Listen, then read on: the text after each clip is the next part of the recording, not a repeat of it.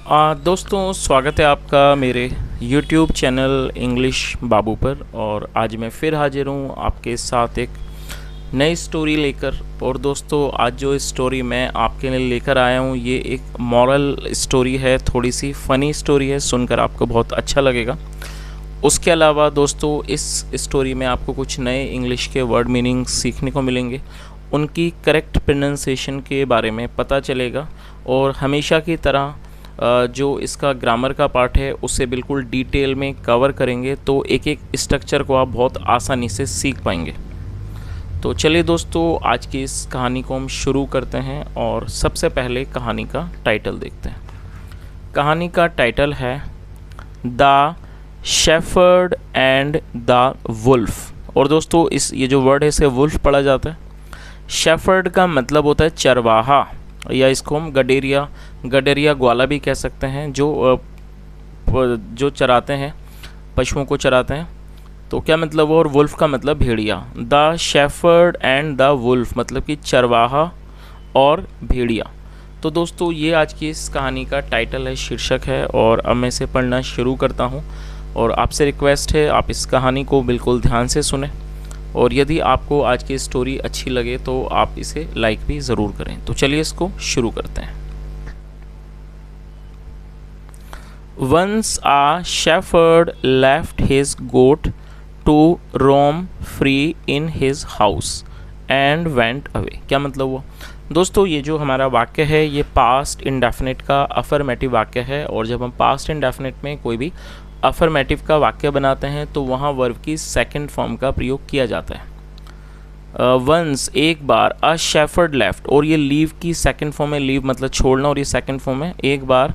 अ shepherd left his goat, एक चरवाहा ने अपनी बकरी को छोड़ दिया। Left his goat to roam free, to roam free मतलब आज़ादी से घूमने के लिए।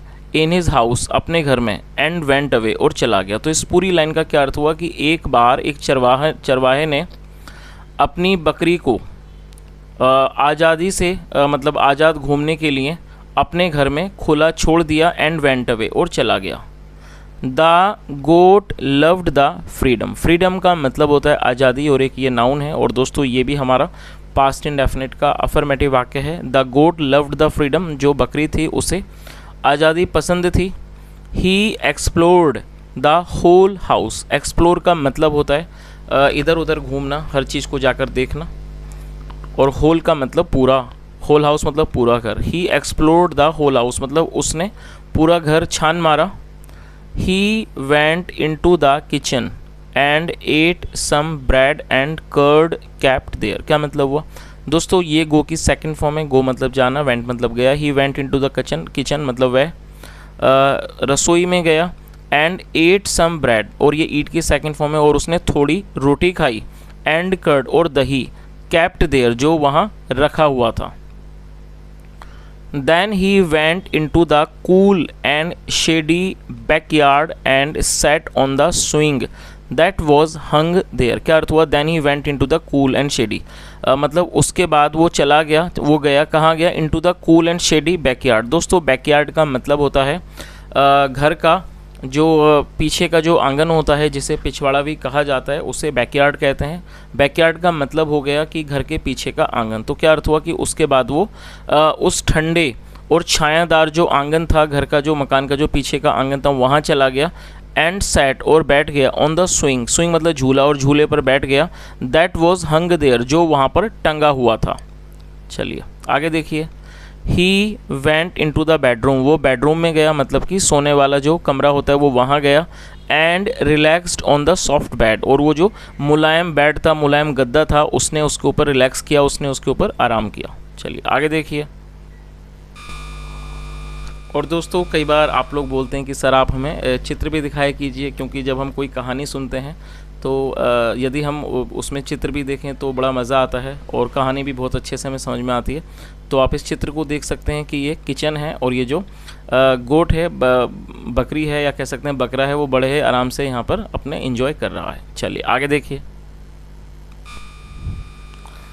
देन फिर the goat ran up the stairs to the roof of the house. क्या मतलब हुआ, और दोस्तों ये भी पास्ट का ही पास्ट इंडेफिनिट का अफर्मेटिव वाक्य है। रन का मतलब होता है दौड़ना और रैन सेकंड फॉर्म है।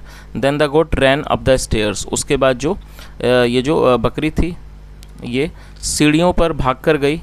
टू द रूफ, छत पर, ऑफ द हाउस। तो इस पूरी लाइन का क्या अर्थ हुआ? Then the goat ran up the stairs to the roof of the house. उसके बाद जो ये बकरी थी वो भागकर सीढ़ियों से घर की छत पर गई। रूफ का मतलब होता है छत।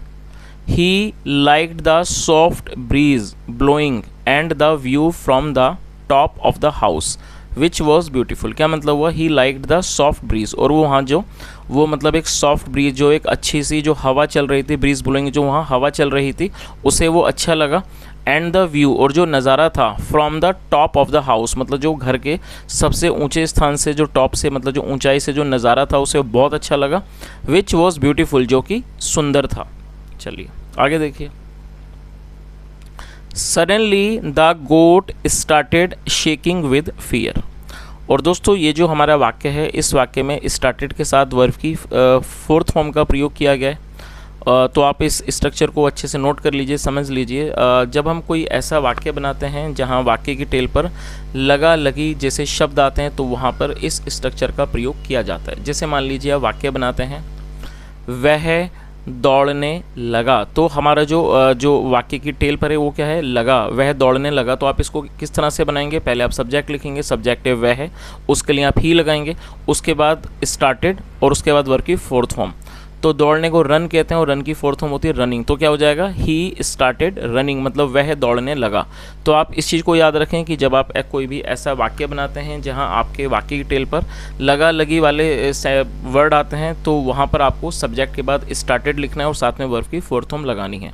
तो इस तरह से आप वाक्य बना सकते हैं। तो इस लाइन का क्या अर्थ हुआ? Suddenly the goat started shaking with fear, मतलब कि अचानक जो ये बकरी थी स्टार्टेड शेकिंग विथ फियर, वो डर के मारे या डर से कांपने लगी।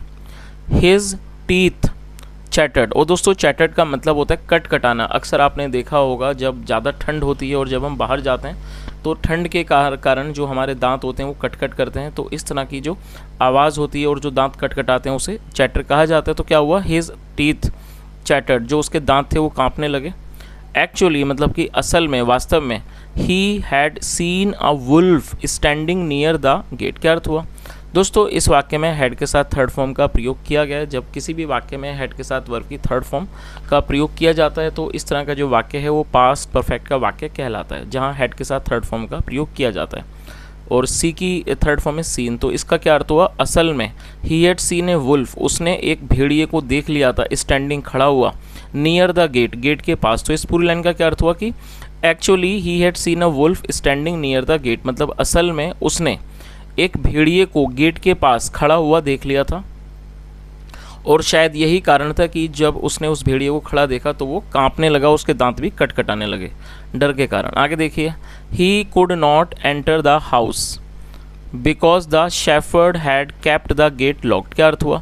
दोस्तों इस वाक्य में कुड का प्रयोग किया गया है। कुड का प्रयोग वाक्यों में जब किया जाता है जब वाक्यों की टेल पर सका, सखी, सके, पाया, पाई जैसे शब्द आते हैं तो वहाँ पर कुड का प्रयोग किया जाता है। और यदि वाक्य नेगेटिव हो तो कुड के साथ नॉट भी लगाया जाता है। तो क्या अर्थ हुआ? ही could not enter the house. और दोस्तों ये जो ही है ये उस वुल्फ के लिए, मतलब भेड़िए के लिए प्रयोग किया गया है। ही could not enter the house मतलब वह घर में प्रवेश नहीं कर सका, क्योंकि, बिकॉज मतलब क्योंकि, the shepherd had kept the gate locked, क्योंकि जो शेफर्ड था, जो चरवाहा था, उसने गेट को, दरवाजे को लॉक कर दिया था, उसको दरवाजे को उसने ताला लगा दिया था। Had kept the gate locked मतलब चरवाहे ने दरवाजे को ताला लगा रखा था। When the goat realized that, realize का मतलब होता है पता चलना। When the goat realized, जब बकरी को ये रियलाइज़ हुआ, इस बात का एहसास हुआ, इस बात का उसको पता चला कि he laughed, वो हंसा, at the wolf, भेड़िए पर, and forgot all fears, और वो सारे डर भूल गया, और उसके सारे जो मतलब वो जो उसके जो भी डर थे वो उसे भूल गया। चलिए आगे देखिए। और दोस्तों यहाँ पर भी आप इस फनी से सीन को देख सकते हैं कि ये घर है और यहाँ पर जो बकरी है वो है जो ऊंचाई पर है और नीचे भेड़िया खड़ा है, और ये जो दरवाज़ा है ये लॉक है, और लॉक होने के कारण ये जो भेड़िया है वो उसमें प्रवेश नहीं कर सकता। और यही कारण है, जैसा हमने कहानी में देखा, कि जब बकरी को इस बारे में पता चला कि जो घर का दरवाज़ा बंद है और भेड़िया नहीं आ सकता, तो वो उसका जो डर था वो सारा ख़त्म हो गया और वो हंसने लगी भेड़िए के ऊपर। चलिए आगे देखिए आगे क्या होता है। The wolf said loudly, dear goat you are laughing because you are at a higher position then I. क्या अर्थ हुआ दोस्तों? लाउडली एडवर्ब है। लाउडली का मतलब होता है ऊंचे स्वर में, ज़ोर से। एडवर्ब का मतलब होता है ऐसा शब्द जो किसी वर्ब की विशेषता को बताए। चलिए मैं इसको आपको थोड़ा सा एक्सप्लेन कर देता हूँ। एडवर्ब का मतलब हो गया ऐसा कोई भी वर्ड जो किसी वर्ब की, मतलब जो वाक्य के अंदर जो क्रिया हो रही है उस क्रिया की कोई भी क्वालिटी के बारे में बताए, उसके बारे में वर्णन करे, इस तरह के शब्द को एडवर्ब कहते हैं। और ज़्यादातर जो एडवर्ब हैं वो एल-वाई पर ख़त्म होते हैं। तो ये जो हमारा वाक्य है, the wolf said loudly, loudly मतलब ज़ोर से, तो यहाँ पर ये जो लाउडली वर्ड है, जो एडवर्ब है, वो इस वर्ब की विशेषता का वर्णन कर रही है। तो आप इस वर्ड को देख सकते हैं, SAI से, SAY से मतलब कहना होता है, और ये सेकंड फॉर्म है सैड। ये हमारा पास्ट इंडेफिनिट का अफर्मेटिव वाक्य है जहाँ पर सेकंड फॉर्म का प्रयोग किया जाता है। तो इस आप वाक्य को आप समझ लीजिए कि एडवर्ब का यहाँ पर प्रयोग कैसे किया गया है। द वुल्फ सैड लाउडली मतलब भेड़िए ने कहा ज़ोर से। तो यहाँ पर जो कहना, जो क्रिया हो रही है उसी के लिए यहाँ पर एडवर्ब का प्रयोग किया गया है। तो आपको ये चीज़ याद रखनी है कि जो एडवर्ब होते हैं वो वर्ब की विशेषता को बताते हैं। और ये से की सेकंड फॉर्म है, से मतलब कहना, और सैड, और ये क्या कहेगा? सैड।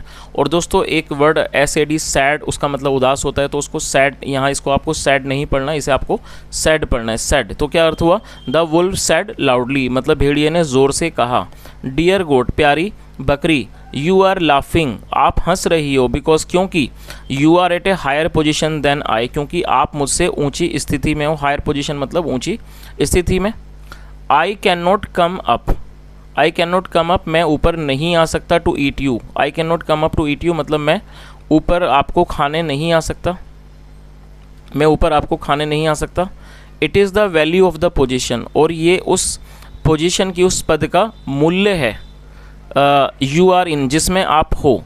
एंड नॉट योर करेज ये आपका साहस नहीं है, मतलब ये आपकी बहादुरी नहीं है। That is making you fearless, that is making you fearless जो कि आपको निडर बना रहा है। तो उसने क्या कहा कि it is the value of the position you are in मतलब ये उस पोजीशन की, उस पद की का मूल्य है जिसमें आप हो। एंड नॉट योर करेज ये आपका साहस नहीं है जो आपको मतलब कि निडर बना रहा हो। तो इस बात का मतलब आपको समझ आ गया होगा। जो भेड़िया था उसने क्या बोला उससे, बकरी से, कि ये आपका साहस नहीं है जो कि आपको निडर बना रहा है, असल में ये वो ऊंचा पद है या उसकी वैल्यू है जो आपको निडर बना रही है। And then the wolf went away और उसके बाद जो वुल्फ था, भेड़िया था, वो चला गया। चलिए दोस्तों अब इस कहानी का जो मॉरल है वो भी एक बार देख लेते हैं। क्या मॉरल है?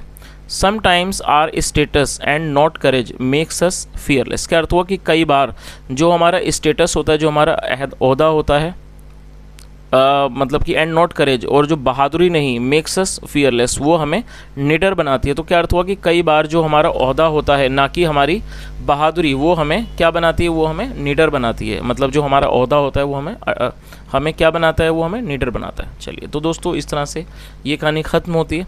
अब मैं आपको 2 वर्ड दूंगा और आपको हमेशा की तरह 2 सेंटेंस बनाने हैं उनका इस्तेमाल करके। चलिए आप उन्हें नोट कर लीजिए। आप इसे नोट कर लीजिए, COURAGE। दोस्तों इसे करेज प्रोनाउंस किया जाता है, करेज। ये एक नाउन है जिसका मतलब होता है साहस। तो आपको एक वाक्य बनाना है जहाँ पर आपको इस वर्ड का प्रयोग करना है।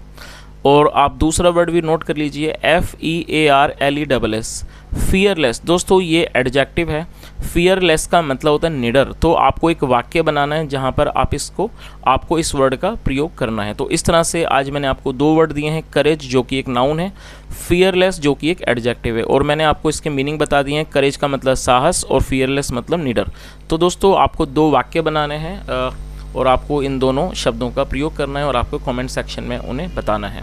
और दोस्तों यदि आपको आज की कहानी अच्छी लगी हो और मेरा पढ़ाने का प्रयास भी आपको अच्छा लगा हो, यदि आपने कुछ नया सीखा हो, तो आपसे रिक्वेस्ट है आप वीडियो को ज़रूर लाइक करें, शेयर करें, चैनल को भी सब्सक्राइब करें। यदि कोई सुझाव हो तो कमेंट के माध्यम से ज़रूर बताएं। यहाँ तक सुनने के लिए thank you so much. Have a nice day and bye.